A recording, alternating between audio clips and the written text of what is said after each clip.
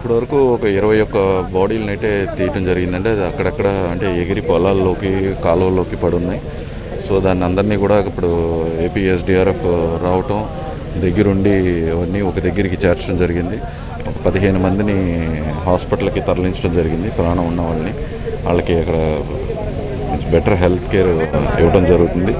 అలాగే ఇంకా ఈ టాస్కే కంప్లీట్ కాలేదండి. You can see it. ఇంకా మొత్తం ఇక్కడ అందరూ కూడా వర్క్ చేస్తున్నారు. బాడీలు ఇదని చెప్పి ఫైనల్ చేసేలాగా ఏమీ తెలియట్లేదు. సో ఎంతమంది పనిలోకి వచ్చారు, తర్వాత ఎంతమంది లంచ్కి బయటికి వెళ్ళారు, ఎన్ని బాడీస్ ఉన్నాయనేది కరెక్ట్ ఎగ్జాక్ట్ నెంబర్ అయితే తెలియట్లేదు. ఇంకా దీని మీద వెరీ స్ట్రిక్ట్ ఎంక్వైరీ అయితే వేయటం జరుగుతుంది.